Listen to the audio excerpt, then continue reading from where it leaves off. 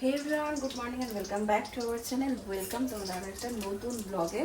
আস্তে আস্তে কথা বলছি, নীলবাবু এখন ঘুমাচ্ছেন। কাল সারা রাত মোটামুটি আমাদের গান শুনিয়েছেন উনি, কিছুতেই ঘুমাবে না। আবার ভোরের থেকে উঠে উনি উচ্চাঙ্গ সঙ্গীত শুরু করেছেন। তো এখন দিয়েছেন ঘুম। এদিকে হচ্ছে শৈবালের ব্রেকফাস্ট, এখানে ডিমের পোচ হবে, ওটস হবে, আর আমার দুধ দিয়ে মুসলি হবে। একটা জিনিস দেখবে, এখন এইভাবেই কাজ ছাড়ি। এই দেখো, একটা ফোন থেকে একটা ফোনে ভিডিও কল চলছে। এই যে আমাদের নীলবাবু ঘুমাচ্ছেন, নিচে শোয়াচ্ছিলাম। যে প্রবলেমটা হচ্ছে, গরমে ছেলে ঘুমাতে পারছে না।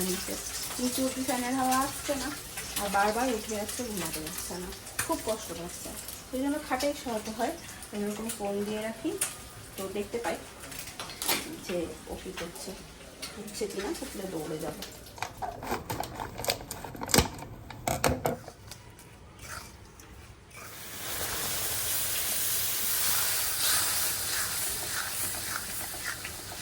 এখন আমি এখানে দাঁড়িয়ে রান্না করছিলাম, কিছু অসুবিধা হয়নি। যেই জাস্ট কি আনতে একটা গেলাম ওখানে, ব্যাস দুধ একদম উঠলে পড়ে কি অবস্থা দেখতো। সব সময় দুধের ক্ষেত্রে এরকমই হয়, চোখের সামনে থাকলে কিছুই হয় না, যেই চোখের আড়াল হয় অমনি ওরকম হয়ে যায়। যাই হোক, আজকে ছেলেকে ভাবছি একটু কার্ড রাইস করে দেবো, মানে একটু দই দিয়ে ভাত দেবো আর কি। এখানে আমি দেখো চাল ভিজিয়ে রেখেছি ওভারনাইট। তো চাল ডাল আমি সবসময় ভিজিয়ে রাখি। ভাতটা করে দই দিয়ে মেখে ওপর থেকে কারি পাতা সর্ষে ফোড়ন দিয়ে একটু মেখে দেবো, তাহলে খেতেও ভালো লাগবে, স্বাদটাও অন্যরকম হবে। শৈবালের এদিকে অমলেট আর এদিকে ওটসও হয়ে গেছে। ওকে ভারী করেই করে দিই, কারণ ওর খাওয়ার দুপুরে খাওয়ার কোনো ঠিক থাকে না, তাই জন্য ওকে সবসময় ভারী খাবারই দিই।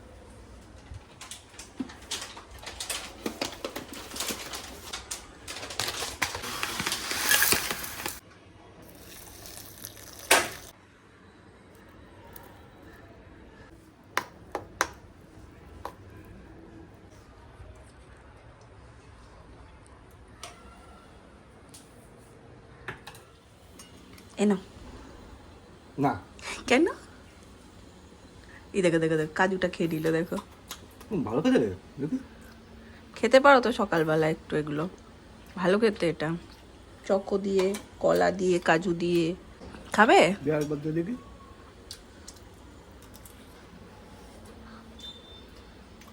ভালো খেতে তো। যাক, সকালবেলা এরকম একটু খেয়ে নিলে মানে হেলদিও হয়, পেটও ভরা থাকে, ঝামেলাও হয় না, টেস্টিও হয়।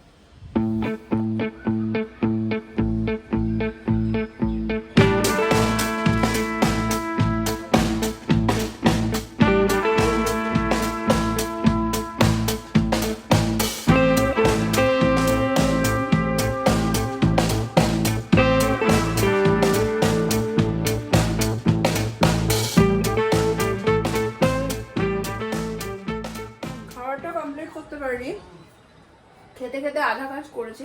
আজকে রান্না আমার নেই, কালকে রাতে করে রেখে দিয়েছি আমি। সকালবেলা রান্না করাটা আমার জন্য খুব ডিফিকাল্ট হয়ে যাচ্ছে। যেদিন রাতে ঘুম হয় না ঠিক করে, সেদিন সকালবেলা উঠে রান্না করাটা জাস্ট ইম্পসিবল হয়ে যাচ্ছে। তো যাই হোক, যা আছে আমার হয়ে যাবে। রান্নাঘরটা ক্লিন করতে হতো, সে সময়টা আর পেলাম না, যেখানে সব পড়ে রয়েছে। হ্যাঁ, আর একজন উঠে গেছে, ওই দেখো কোথায় গিয়ে শুয়ে আছে, দেখো কান দেখেছো? তুমি কোথায় ছিলে? যখন গড়িয়ে এটা যখন এইটার উপরে যখন উঠে যায় আমি ব্যাস সেটা চলে আসবে, সঙ্গে সঙ্গে চলে এসেছি। ওকে একটু ধর, আমি প্লেটটা যাই যাই যাই।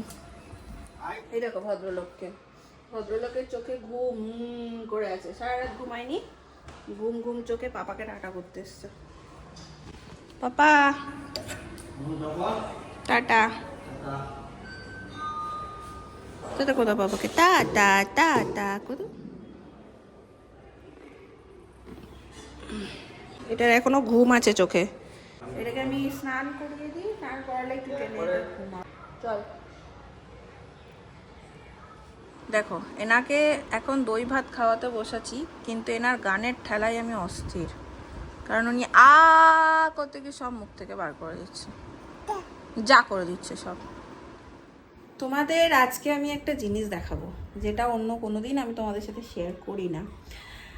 নীলের প্রত্যেকবার খাওয়ার পর আমার কি পরিমাণ স্ট্রাগলটা হয় সেইটা আমি আজকে তোমাদের সাথে শেয়ার করব। যেহেতু আমি নীলকে প্রথম দিকটা নিজে হাতে খেতে দিই, মানে খেতে তো পারে না, গায়ে মাখে, বাট খাবার টেক্সচার সবটাই যাতে ও হাতে নিয়ে বুঝতে পারে, সেই প্রথম দিকটা যাতে ওর হাতে দিই, সেই জন্য ও যেই পরিমাণ আমার গন্ডগোল হয় সেইটা আমি আজকে তোমাদের দেখাই। দেখো, এইটাকে আমি তুলে এখন পরিষ্কার করব। এই হচ্ছে সব চারিদিকের অবস্থা। এই যে এই যে এই যে এখানে এখনো খাবার পড়ে আছে, গোটাটা ফিনিশ হয়নি। এই দেখো, দেখতে পাচ্ছ?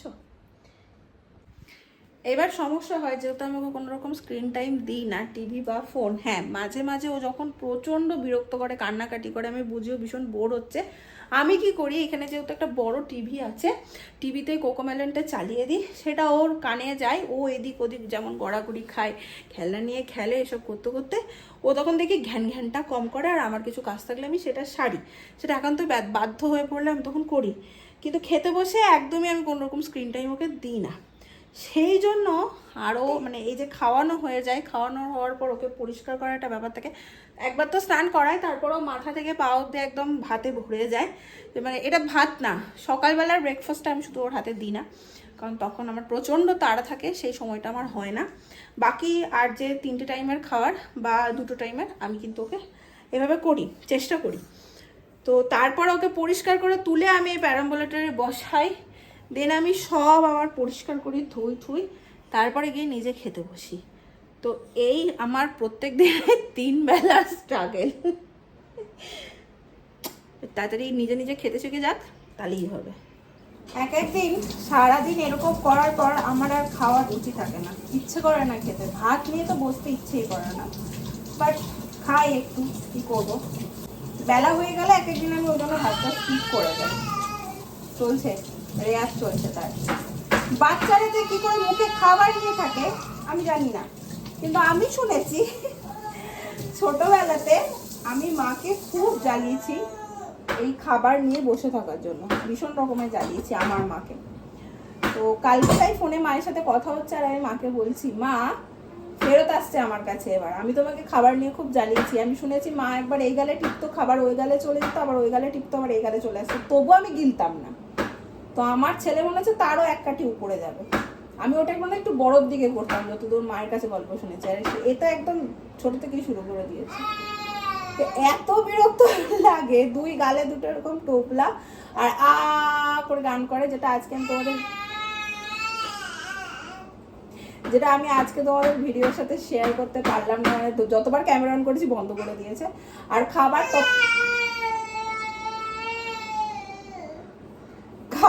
টপ করে মুখ দিয়ে পড়তে থাকে, এত বিরক্ত লাগে তখন। আবার সবশেষে দিনের শেষে মজাও লাগে। এই দিন যখন আমি নীলকে নিয়ে ডাক্তারের কাছে গেছি, আমি ডাক্তারবাবুকে জিজ্ঞেস করেছি যে ও সারাদিন এইভাবে চিৎকার করে কেন, মানে এটা কি ঠিক আছে, মানে নর্মাল? তো ডাক্তারবাবু বলছে হ্যাঁ, ওর গলার ভোকাল কর্ডটাকে বা গলার আওয়াজটাকে এক্সপেরিমেন্ট করে, মানে বোঝার চেষ্টা করে যে এটা দিয়ে কী হচ্ছে, কীরকম আওয়াজ বেরোচ্ছে। তো এটা একদম নর্মাল। আমি সারাদিন চিৎকার করে, ইভেন ঘুমের ঘোরেও করছে, কথা বলতে দেবে না। তো এই হচ্ছে ব্যাপার। এগুলো সব ধুলাম, পরিষ্কার করলাম। এরই মাঝে রাতে একটু সয়াবিন বানাবো, সেই সয়াবিনও ভিজিয়ে রেখেছি। আর বাকি এখন যাবো হচ্ছে ওই জায়গাটা পরিষ্কার করতে। আর এই যে আরেকজন, কি খবর দাদা আপনার? ভালো, এটা ভালো খেতে, বলো এটা ভালো খেতে। তুমি একবার হ্যালো বলে দাও, হ্যালো হ্যালো হ্যালো। হ্যাঁ হ্যালো, কে নীল? আচ্ছা, কোথায় আছো তুমি? ও, কোথায় আছো? ওই যে নেতাটা এখানে ছুড়ে দিয়েছে, ওটার দিকে না তো বউ।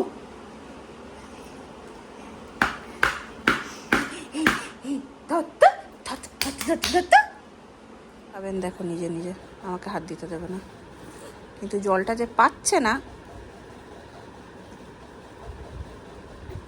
আমি খাইয়ে দিই একটুখানি, তুমি নিজে খাবে? খাও খাও খাও, আর একটু তোলো। হ্যাঁ, এই তো, ধরো তুমি ধরো। আচ্ছা আচ্ছা, বেশ বেশ।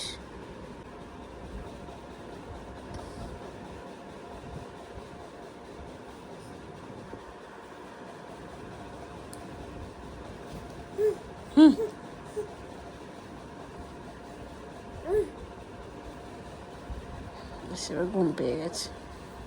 বাইরে ভীষণ জোরে চলছে ঝোড়ো হাওয়া, ভীষণ জোরে। তো আজকে নীলকে নিয়ে বেরোতেও পারলাম না, শৈবালেরও মনে হয় যেন আসতে দেরি হবে। ভাবলাম রাতে রান্নাটা সেরে ফেলি। এখানে দেখো সয়াবিন একটু সিদ্ধ করে রেখেছিলাম, আলু কাটবো, পেঁয়াজ টেঁয়াজ কেটে একটু সয়াবিন আলু তরকারি করবো।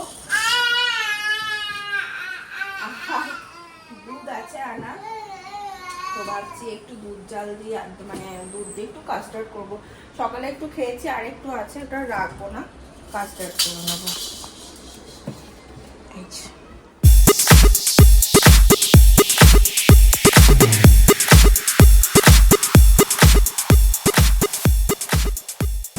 এদিকে একদম আলু ঠালু দিয়েই কষিয়ে নিচ্ছি মশলাটা। দুধ দেখো একদমই অল্প, এখানে ঠান্ডা দুধে একটু কাস্টার্ড গুলে নিয়েছি। এটাকে মিশিয়ে ঠান্ডা করতে দেবো, অল্প একটু চিনি দেবো। দেখো আমার ইয়ামি ইয়ামি কাস্টার্ড একদম মোটামুটি রেডি। একটু সেট হতে দেবো, ব্যাস তাহলেই হয়ে যাবে। আর এবার নীলের সাথে একটু সময় কাটাবো। সন্ধ্যের টাইমে যদি এইসব করতে লেগে যায় না, তাহলে ও ঘরে একা একা খুব বোর হয়। স্বাভাবিকভাবেই এখন বড় হচ্ছে, ওর একটা খেলার সঙ্গী চাই সবসময়। তো সেই জন্য আমি বেশি কিছু ঝামেলা রাখি না, তাও এদিক ওদিক করে এটা সেটা করে হয়েই যায়, কম আর কম। ভিজেছ? ভিজেছ? কি ঝড় বাপরে, ধুলো ধুলো একদম। আমরা এই ফ্ল্যাটটাতে 9 তলাতে থাকি, তবু ভাবতে পারবে না কি পরিমাণ ধুলো ঢোকে ঘরের মধ্যে। 9 তলায় থাকার কারণে এত আওয়াজ হয় না হাওয়ার, আর কাঁচের জানলাগুলো মনে ধসর করে কাঁপছে। আমার মনে হচ্ছে কারেন্ট যদি চলে যায় তাহলে চাপ আছে। ঘুরছে, দেখছি তো এখন। বেশি করে সয়াবিন আমি করে নিলাম, থাক, এটা এখন বন্ধ করে দেবো। আর নীলকে রাখতে হলে ভাত দেব, ভাত, সজনে ডাঁটা। তোমাদের বাড়িতে যাদের বাড়িতে বাচ্চা আছে অবশ্যই সজনে ডাঁটা খাওয়াও, পক্সের সিজন চলছে। সজনে ডাঁটাই না খুব ভালো হেল্প দেয় বাচ্চাদের, বাচ্চা বড় তো বাচ্চাদের মাস্ট দাও। আমি নীলকে এখন দিচ্ছি সজনে ডাঁটা, আবার মাঝে শীতের টাইমটা একটু বন্ধ রেখেছিলাম, আবার দিচ্ছি। তো ডাল ভাত, সজনে ডাঁটা, একটা আলু দেবো, কারণ আলু দিলে মুখের স্বাদটা ফেরে। এটা খুব ভালো, শুধু ভাতটা স্কিপ করে ধরো একটা আলু, সজনে ডাঁটা আর ডাল সিদ্ধ, সেটাও দিতে পারো, এটাও দারুণ হেল্পফুল।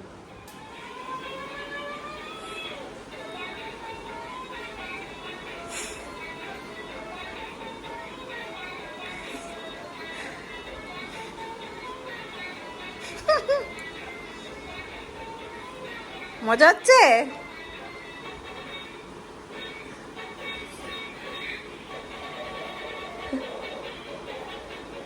সবাস, তোর বাবা এত ভালো নাচতে পারে জানতাম না তো।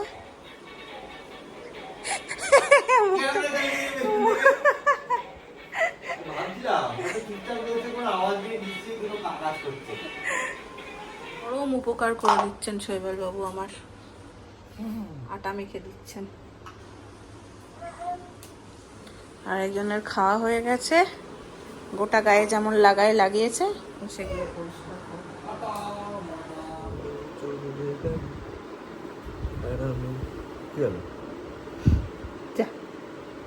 ব্যাঘাত ঘটিয়ে দিয়েছি বাবা আর ছেলের। ঘুমটা লিফট অব্দি এসেছিল, নেবো মামা, আমি বিছানাটা করে এসে তারপর ঘুম পেয়ে গেছে।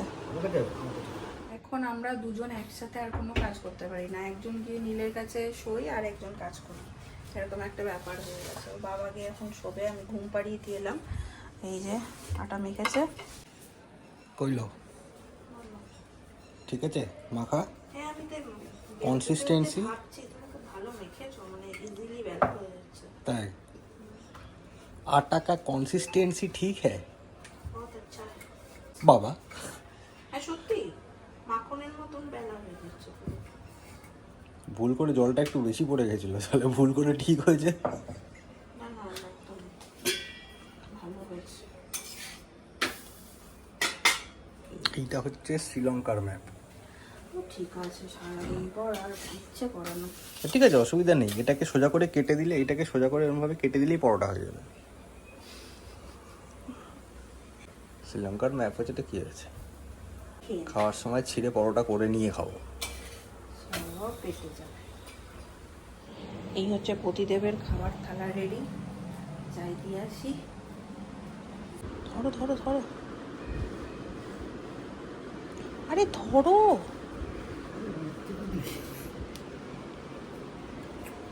বাবা